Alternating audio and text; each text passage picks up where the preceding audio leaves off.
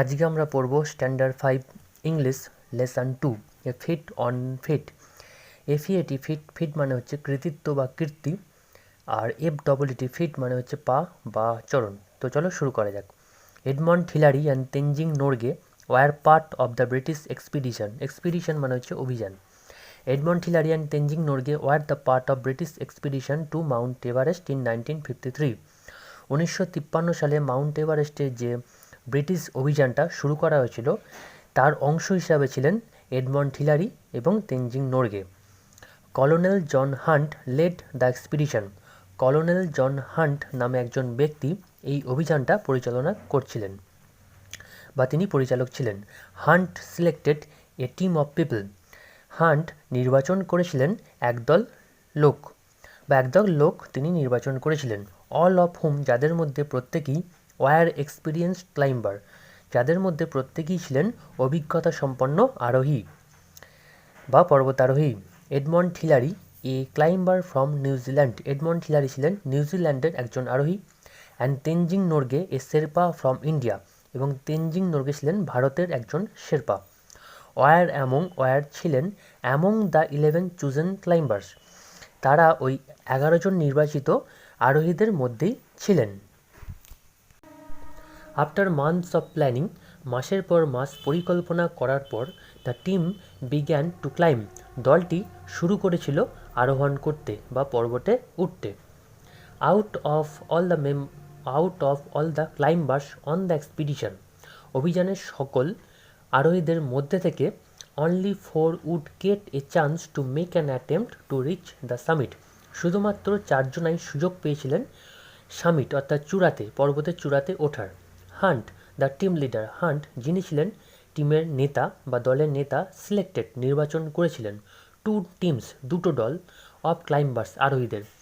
তিনি আরোহীদের দুটো দল নির্বাচন করেছিলেন। দ্য ফার্স্ট টিম ইনক্লুডেড, প্রথম দলের মধ্যে ছিলেন Tom Bourdillon and Charles Evans, while যখন Edmund Hillary and Tenzing Norgay made up the second team, যখন দ্বিতীয় দলের মধ্যে ছিলেন এডমন্ড হিলারি এবং তেনজিং নোরগে, বা দ্বিতীয় দলটা গঠিত হয়েছিল এডমন্ড হিলারি এবং তেনজিং নোরগেকে নিয়ে। The first team left on May 26, 1953 two reach the summit of Mount Everest. প্রথম দলটি 26শে মে 1953 সালে রওনা দিয়েছিল এভারেস্টের চূড়ায় পৌঁছানোর জন্য। The two men made it up to about 300 feet short of the summit. ওই দুজন ব্যক্তি অর্থাৎ Tom Bourdillon and Charles Evans, তারা এভারেস্টের চূড়ার 300 ফুট আগে অবধি পৌঁছে গিয়েছিল। Still the highest any human being had yet reached, তখনও অবধি এটাই ছিল সবথেকে উচ্চতম, অর্থাৎ তখনও অবধি তারাই সবথেকে উচ্চতম বা উঁচু জায়গাটায় পৌঁছতে পেরেছিল, তার আগে এতটা উঁচুতে কেউ পৌঁছতে পারেনি। They were forced to turn back, তারা বাধ্য হয়েছিল ফিরে আসতে। After they encountered bad weather, খারাপ আবহাওয়ার সম্মুখীন হওয়ার পর। এনকাউন্টার্ড মানে হচ্ছে সম্মুখীন হওয়া, খারাপ আবহাওয়ার সম্মুখীন হওয়ার পর তারা ফিরে আসতে বাধ্য হয়েছিল। অ্যাট 4 AM অন মে 29, 1953, 1953 সালে 29শে মে সকাল 4টের সময়, Hillary and Norgay awake and got ready for their climb. Hillary এবং নোরগে উঠে পড়েছিল এবং তৈরি হয়ে পড়েছিল তাদের আরোহণের জন্য বা তাদের পাহাড়ে আরোহণের জন্য। হিলারি বুঝতে পেরেছিল দ্যাট যে হিজ বুটস হ্যাড ফ্রোজেন, তার পায়ে যে বুটটা ছিল সেটা সম্পূর্ণ বরফে জমে গিয়েছিল। অ্যান্ড স্পেন্ট, অতিবাহিত করেছিল 2 আওয়ার্স, 2 ঘন্টা, ডিফ্রস্টিং দেম, তাদেরকে গলানোর জন্য বা বরফটা গলানোর জন্য। ডিফ্রস্টিং মানে বরফ গলানো। The two men left camp and 6:30 AM, ওই দুজন ব্যক্তি সকাল 6:30 নাগাদ তারা ক্যাম্প বা তাঁবু ত্যাগ করেছিল বা তাঁবু থেকে বেরিয়ে পড়েছিল। আপন দেয়ার ক্লাইম্ব, তাদের আরোহণের সময় বা পর্বত আরোহণের সময়, দে কেম আপন, তারা এসে উপস্থিত হয়েছিল one particularly difficult rock face, একটি নির্দিষ্ট কঠিন পাহাড়ের সম্মুখে। বাট কিন্তু হিলারি ফাউন্ড এ ওয়ে, কিন্তু হিলারি একটা রাস্তা খুঁজে পেয়েছিল টু ক্লাইম্ব ইট, আরোহণ করার। The rock face is now called Hillary step, বর্তমানে এই রক ফেসটি বা পাহাড়ের সম্মুখটিকে নাম দেওয়া হয়েছে বা বলা হয় হিলারি স্টেপ বা হিলারি পদক্ষেপ। অ্যাট 11:30 AM সকাল 11:30টার সময় Hillary and Norgay reach the summit of Mount Everest. Hillary এবং নোরগে এভারেস্টের চূড়াতে পৌঁছে গিয়েছিলেন। Hillary reached out to shake Norgay's hand. Hillary নোরগের হাতটা নাড়াতে গিয়েছিলেন। But Norgay gave him a hug. কিন্তু নোরগে তাকে জড়িয়ে ধরেছিলেন। ইন রিটার্ন পরিবর্তে the two men enjoyed only 15 minutes. ওই দুজন ব্যক্তি কেবলমাত্র 15 মিনিটই উপভোগ করতে পেরেছিল। অ্যাট দ্য টপ চূড়াতে অফ দ্য ওয়ার্ল্ড পৃথিবীর। বিকজ কারণ of their low oxygen supply তাদের অক্সিজেনের সরবরাহ কম থাকার জন্য, অর্থাৎ অক্সিজেন সরবরাহ কম থাকার জন্য ওই দুজন ব্যক্তি কেবলমাত্র 15 মিনিটই পৃথিবীর সবথেকে উচ্চতম জায়গায় থাকতে বা সময় কাটাতে পেরেছিল। কেবলমাত্র 15 minute. They spent their time তারা তাদের সময়কে অতিবাহিত করেছিল টেকিং ফটোগ্রাফস ছবি তুলে অ্যান্ড এনজয়িং দ্য ভিউ এবং দৃশ্যগুলো দেখে। Norgay placed a food offering to god. Norgay কিছুটা খাবার রেখেছিল ভগবানের উদ্দেশ্যে। When their 15 minutes were up যখন তাদের 15 মিনিট শেষ হয়ে গিয়েছিল, Hillary and Norgay made their way back down the mountain.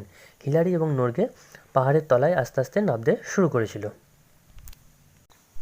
এবার আমরা প্রশ্ন উত্তরগুলো নিয়ে আলোচনা করব। প্রথমেই আছে অ্যাক্টিভিটি 1, বলছে হোয়াট হ্যাপেন্ড অন মে 29, 1953।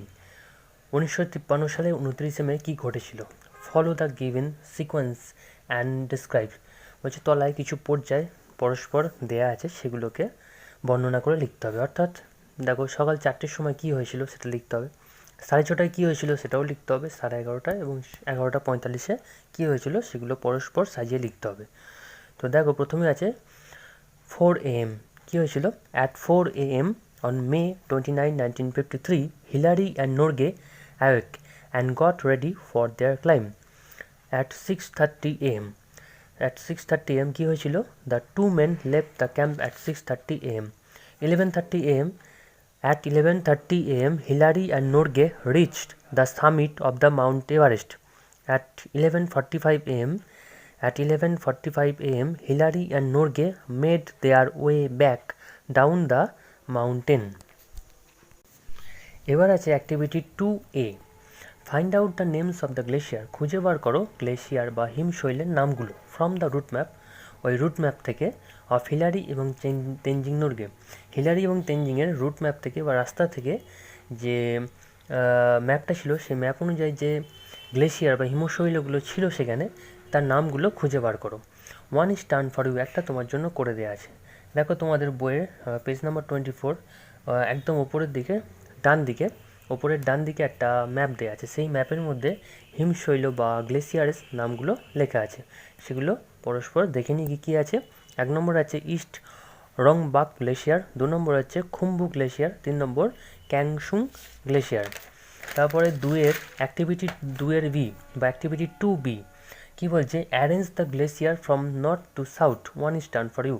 বলছে গ্লেশিয়ারগুলোকে উত্তর থেকে দক্ষিণে পরস্পর সাজাতে হবে, অর্থাৎ সব থেকে উঁচুতে যেটা আছে সেটাকে প্রথমে লিখতে হবে, তারপর মিডলে যেটা আছে লিখতে হবে, তারপর একদম নিচে যেটা আছে সেটা লিখতে হবে।